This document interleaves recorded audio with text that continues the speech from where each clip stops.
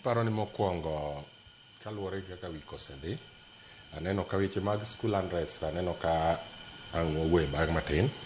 But gima aiwena nikech aja siasa mokwongo ni yiena wuoye gima ber manotimore mochako bedo marach e chieng' Jumapil e piny Luo miluongo ni the mother of all rallies mage mag ODM. Adieri makende baba nowewa, bang' ka nosewewa tungni chalo gima korka dwa bedo mang'eny. And Sharon nana kwayo gandawa kendo akwayo jotendwa ni en saa ma wan kaka jotelo duto maluo Nyanza. Sharon sama idhi kata ka iyudo liel to jaduong' ma wuon ndalo tho, gima ji duto wacho jogo duto kata jayalo makono ji ni awa un nyithi dalani koro manyre uru ubed piny ubed gi riwruok. Sharon gima chendo kaluo kendo mathago ODM kawuono en ni jotelo mag ODM oketowa gi rali, wago rali piny kocha to gin malo ka ok giwinjre. Koro giwuondo ji ni oriwre piny to gin giwegi ok giwinjre, to seche ma ok giwinjre ni iyudo ni ng'ato ka ng'ato some kako dwaro. Kirembe rali ne duong' ndi te i rali cha joma neno ni kacha ka gin chiegni grube 10 mopogore opogore mar ODM e iye kanyo. Ng'ato ka ng'ato paro, and then our leaders nitiere fear modonje igi ma ng'ato ng'iyo wadgi to wuotho nang'o to dhi nade to gwe opira nang'o. So there's a lot of fear.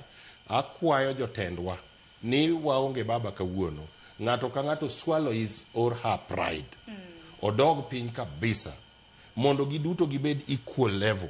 Nikech adieri makende MPs wa mane baba otho kanie kom, kopo ni gidhi bedo ka gigwere kaka gigwere ni to onge yo mwadhi bedo e achiel. Mar ariyo, wan kaka oganda wase nenore nikech an mawuoyo kod ni Sharon an jatotam, an support President William Samoei Ruto. Mondo mi kik wawuond president, nyaka wadhi waswallow our pride mondo wayie ni wada support William Samoei Ruto. Moka ng'iyo ni yuora nena to mean ni an Boaz ni adwa nyiso Ruto kaka ane manyalo support kenda. Onego wadog piny kaka jotelo duto, especially jotendwa manie national level, gidog piny duto to gi embrace one another. Gima duong' bende ma wawuondre kaka oganda Sharon, ogima rach wacho politically ng'ato nyalo neno ni en undermining, but jotendwa onego yie ni jowa ne ok ohero ODM, and that is the reality. Jowa nohero a person miluongo ni Raila Amolo Odinga. Koro ka Raila osewewa, jotelo manowewa godogi onego ket an environment mondo jowa ohergi korka ohero ODM. But keto ni wahero ODM kapok wahero jotendwa biro bedo safari maonge kumwa bro gike. To Boaz wimano kapok igo kona kirembe ni binitere seni ni MCs kanyakla kod jood bura noyudo mobilization fund. In yudo pesadi? Mane gima nomiyo wacho ni kacha ni Sharon ODM wabro temo lose kwa loso rallies madongo ndi piny kucho. To ka jotelo koriwore isewinjo ka kata MCS ka wuoyo kata wabunge ka wuoyo moko iwinjo ka wacho ni an nomiyama ma wacho ni an nomiyama ma ne okomiya. Kibire MCA Sharon an kata jomoko na winjo ka wacho ni ne ginen 10,000, moko wacho ni ne 100,000, moko na neno 70, an na neno zero. Wacho ni ne giyudo 4,900. Ato enwero ape omamba inapi ber ni yudo 4,000. Ne no yudo wacho ni moko kuom MCAs to kanyo migori kanyo an ok awuoyo Homa Bay an Boaz.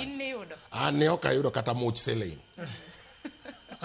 So gima timore mana kaka nawacho Sharon ni e chama wa kopo ni wada dhi kaka wamedo dhini to koda wabwatim ang'o. The truth of the matter ni we are losing the cause, and at the end of the day you can't force people to love a party. And the Kenyan parties, Sharon, are individual. They revolve around individual. Like Kawuono Sharon, Okinya wacho na ni UDA will exist without Ruto. So if Ruto is there, people get to love Ruto, mondo ge love UDA. The same should apply in our region. To gini ok dhi timore e yo ma jotendwa behave go. Jotendwa behave ni within themselves ijatelo Sharon. For example, kata kaki winjo mamba wachi ambe kura wacho ni an MCA. Iwinjo ka winje media kendo jomoko confirm ni jomoko no yudo 50, jomoko no tambe an ja ODM tato no kaneno kata ikona na ero ODM ni no omiyo